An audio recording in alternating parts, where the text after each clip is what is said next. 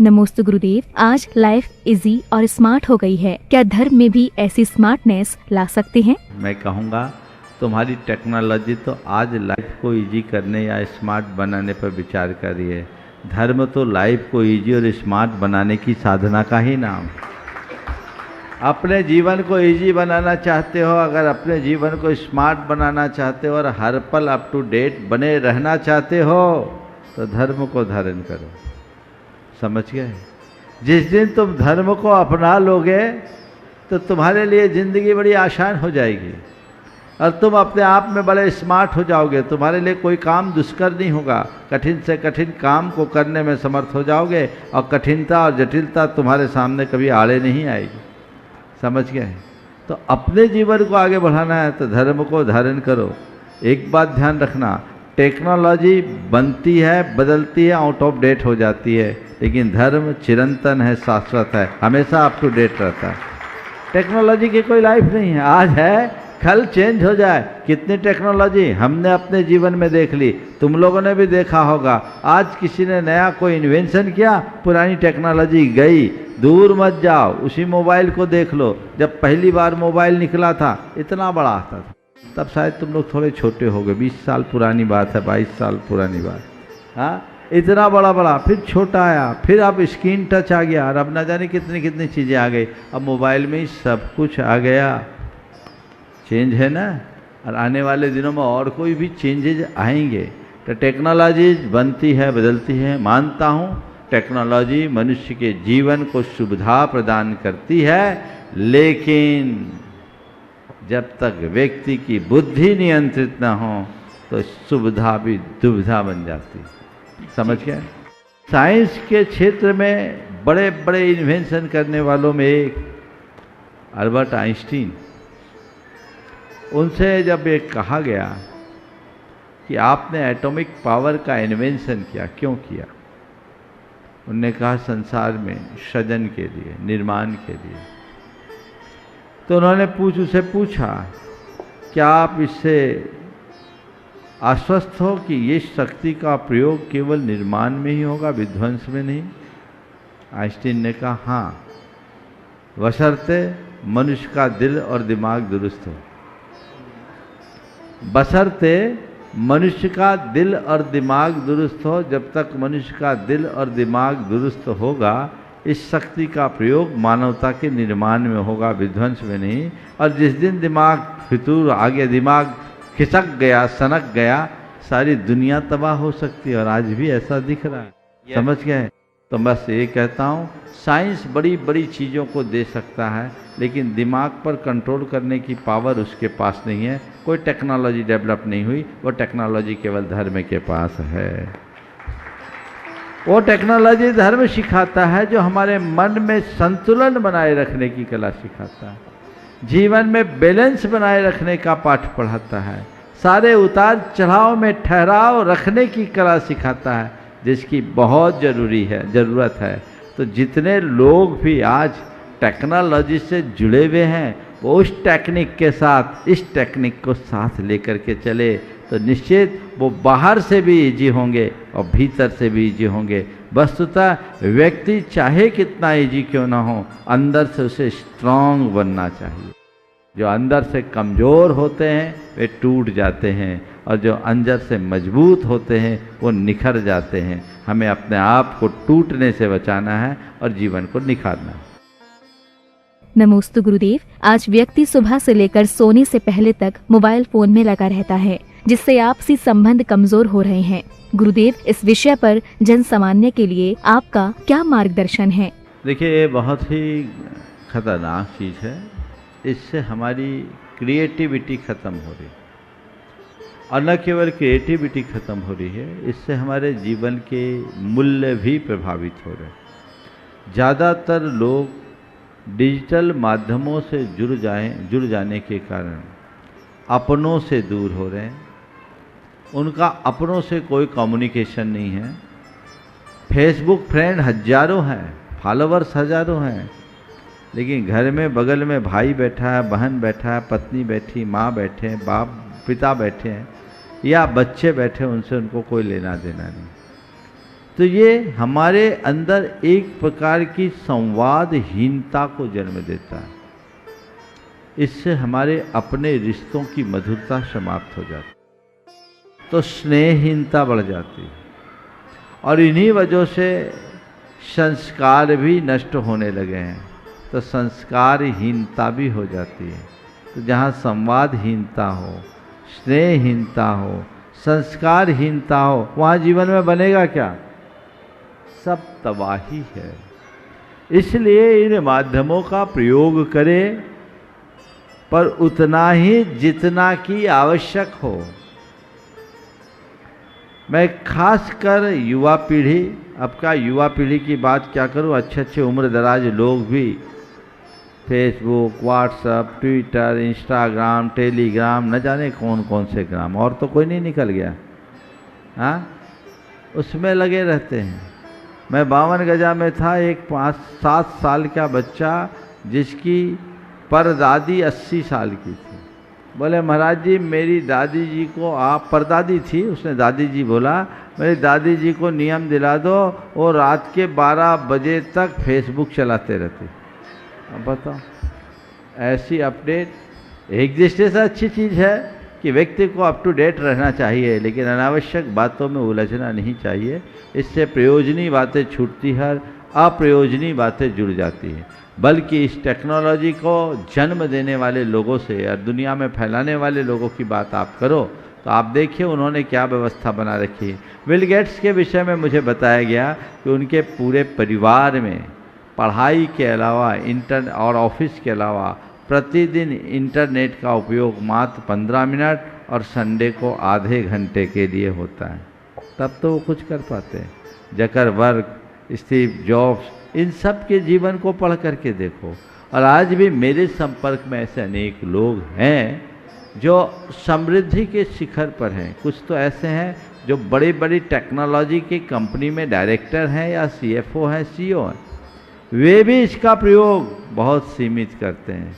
ये जितने जिनको कोई काम नहीं, वे लोग इनमें ज़्यादा उलझ जाते हैं, या जो उलझ जाते हैं वो निठल्ले हो जाते हैं, वो उन्हीं में उलझ कर रह जाते हैं। तो मैं तुम सब से ये कहूँगा, अभी तुम्हारा उद्देश्य पढ़ाई करने का है, पढ़ाई करो, जीवन को आगे बढ़ाना है। औचित्य का विचार करके ही किसी चीज़ को स्वीकारो। मेरे जीवन में इनका कितना औचित्य है, उपयोग कितना है, ये विवेक यदि तुम्हारे मन में हो तो फिर कोई कठिनाई नहीं। और जो ये विवेक खो देता है उनके जीवन में कभी भलाई नहीं। इसलिए टेक्नोलॉजी एक सुविधा है, बशर्ते जब तक उस पर हमारा नियंत्रण हो, अन्यथा वही सुविधा दुविधा बन जाएगी।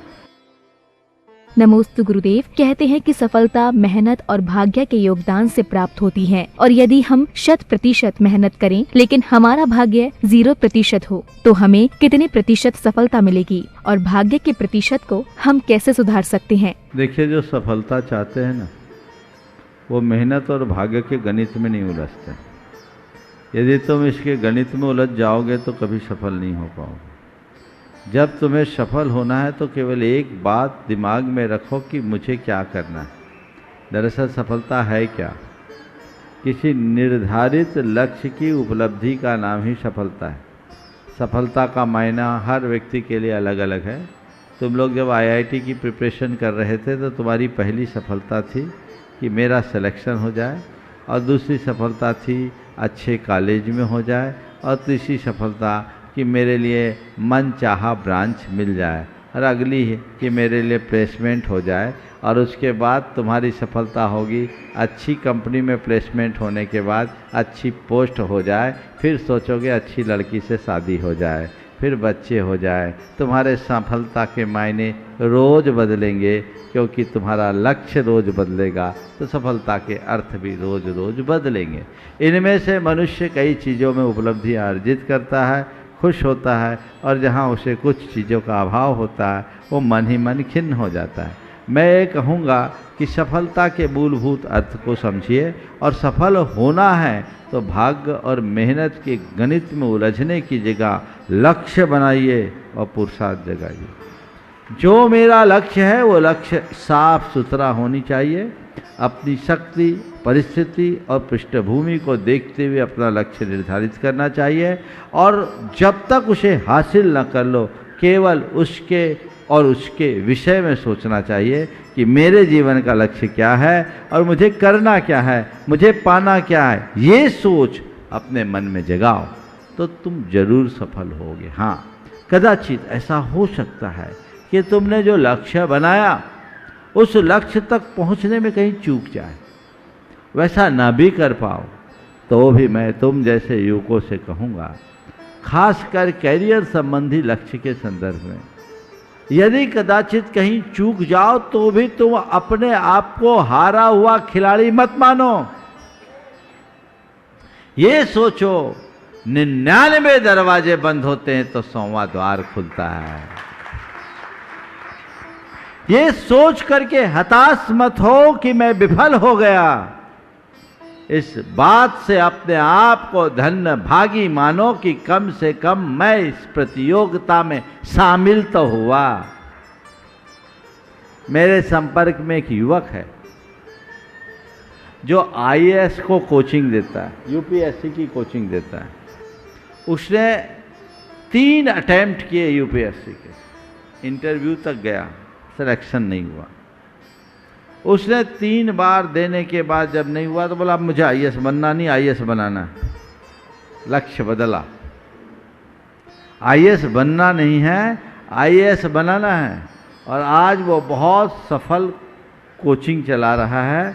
उसका एक बड़ा ग्रुप है, दिल्ली में है और आज उसके पढ़ाए हुए अनेक बच्चे, युवक युवतियाँ यूपीएससी में सेलेक्ट हो गए। बोले महाराज मुझे आज सुकून है जब मुझसे पढ़े हुए बच्चे निकलते और वो मुझसे मिलते, आदर देते। ठीक है महाराज, मैं यही आप लोगों से सीखा हूँ, हर कोई आईएएस नहीं बनता, मेरे भाग्य में भले ना हो लेकिन आज मैं आईएएस बना रहा हूँ, मुझे सुकून है।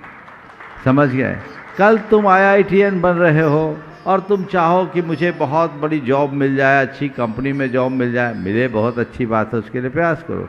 नहीं मिले तो ये मत सोचो मेरा भाग्य खोटा है, अपितु ये सोचो मेरे भाग्य में कुछ और है, प्रकृति मुझसे कुछ और कराना चाहती है, मेरा जन्म किसी और काम के लिए हुआ है, मैं नौकरी नहीं करूँगा, लोगों को नौकरी देने का रास्ता भी खोल सकता हूँ। ये भी तो सोच सकते हो। मन में हताशा कतई नहीं आनी चाहिए। जब भी तुम कोई लक्ष्य को लेकर के चलो और उसमें कदाचित सफल ना हो पाओ तो मन में हताशा को हावी ना होने दो, सकारात्मक सोचो, आशावादी बनो और जब तक अवसर और अनुकूलता हो प्रयत्न जारी रखो और जरूर सफल होगे। एक बार नहीं तो दूसरी बार, दूसरी बार नहीं तो तीसरी बार, तीसरी बार नहीं तो चौथी बार। दिल्ली पर कितनी बार चढ़ाई किया गया था? कितनी बार बोलो? 17 बार, 16 बार तो हारा। कौन था वो? कौन था? मोहम्मद गौरी, गजनी नहीं। 16 बार हारा पर हार नहीं माना। अब बोलो वो 17वें बार में दिल्ली पर फतह किया तो अपने भाग्य से किया या पुरुषार्थ से किया? बोलो, पुरुषार्थ से किया ना। तो बस इसी रहस्य को समझो और जीवन में आगे बढ़ो। नमोस्तु गुरुदेव, जैन धर्म के अनुसार सबकॉन्शियस माइंड क्या है? देखिए, सबकॉन्शियस माइंड की बात आज मनोविज्ञान में कही गई। अगर हम इसे जैन दर्शन के परिप्रेक्ष्य में कहें तो नाम अलग है लेकिन प्रक्रिया यही। जैन दर्शन क्या कहता है? हमारी जो एक्टिविटीज होती है उसकी छाप हमारी चेतना में पड़ती है, जिसे हम कर्म के आश्रव के रूप में जानते हैं। वही हमारी आत्मा के साथ एकाकार हो जाते हैं, संस्कार बन जाते हैं, कालांतर में फलते हैं, अच्छा बुरा परिणाम देते हैं। यानी कर्म का बंध होता है और हमें फल मिलता है। तो कर्म का बंध कैसे हुआ? हमने जो सोचा, हमने जो बोला, हमने जो किया, हमने जो महसूस किया उसका। यानी हम जो कुछ भी सोचते हैं, बोलते हैं, करते हैं, उसके संस्कार हमारी चेतना में जमते हैं कर्म के रूप में। और आज पश्चिम के लोगों ने इसे चेतन मन और अचेतन मन के रूप में ले लिया। एक हमारी एक्टिविटीज़ है और एक हमारे अंदर का चित्त है। तो ये दोनों चीज़ें हैं, तो जैन दर्शन भी इसके काफ़ी निकट है। तो जैन दर्शन कहता है कि तुम अपने जीवन को बदलना चाहते हो तो जो तुम्हारे भीतर जमे हुए संस्कार उनकी निर्जरा करो, पाप की निर्जरा करो और पुण्य को भरो। जैसा तुम पाना चाहते हो, जो तुम पाना चाहते हो, जैसा तुम होना चाहते हो, उसकी भावना भाव। समझ गए? तो तुम अपनी आत्मा को मुक्त करना चाहते हो, हर पल ये महसूस करो मैं मुक्त हूँ, मैं मुक्त हूँ, मैं शुद्ध आत्मा हूँ, सोहम सोहम सोहम, मैं वह आत्मा हूँ, शुद्ध चैतन्य आत्मा हूँ, ये अनुभव करने लगो। अभी तुम अपने आप को रागी देशी मोही कामी क्रोधी लोभी महसूस करते हो, उससे हटकर अपने आप को जब तुम चैतन्य महसूस करने लगोगे तो एक पल वह आएगा जब तुम परम चैतन्य हो जाओगे। ये जैन अध्यात्म का मूल है। समझ गए? तो जो सबकॉन्शियस माइंड की बात है वो लोग जिस तरीके से करते हैं वो बात हमारे सिद्धांत के निकट है, बल्कि हमारे शास्त्रों में वर्षों पूर्व से इसका वर्णन है और ये साधना में जोड़ा भी गया। उन्होंने आज इसकी व्याख्या कर दी तो तुम जैसे लोग उसकी तरफ आकर्षित होने लगे। ये तो हमारे शास्त्रों में वो बोलते हैं थॉट्स बिकम्स थिंग्स, और हमारे यहाँ कहा गया यद भाव्यते तद भवति। अंतर क्या है? केवल और केवल भाषा का अंतर है, भाव में कोई अंतर नहीं। बस उन्होंने जो भी शोध किया वो पदार्थ के लिए किया, हमने जो कुछ भी खोज की वो परमात्मा के लिए की। यही मौलिक अंतर है। वो पदार्थ जगत तक सीमित रह गए, हमने परमात्मा तक पहुंचने की बात अपने मन में सोची तो उसे अपना करके चले तो ये हमारी साधना का एक बहुत ही अच्छा रूप बन सकता है। जैन साधना का मूल भी यही है और भावना योग इसी का एक व्यवहारिक रूप है, और ये तुम लोगों के पढ़ाई में भी बहुत मददगार बनेगा। अनेक लोग जो IAS बने हैं वो कहते हैं मेरी भावना योग उसमें सहायक है। अभी पिछले साल सम्मेद शिखर में थे, एक लड़की जो IIT में मुंबई में अपना स्थान पाना चाहती थी, उसकी रैंक फर्स्ट अटेम्प्ट में 150 के ऊपर आई थी तो नहीं आ पाया, उसने ड्रॉप लिया और डेली भावना योग की 2 बार और उसका 25th रैंक आया। अभी बॉम्बे में IIT कर रही। तो उसने इसी मंच से कहा। तो ये हमारे कंसंट्रेशन पावर को, हमारे फोकस को, सबको बहुत एक करने में मददगार बनता है। और मैं चाहूँगा कि तुम अपने परफॉर्मेंस को अच्छा करना चाहते हो, वर्क एफिशिएंसी को बढ़ाना चाहते हो तो भावना योग जरूर करो।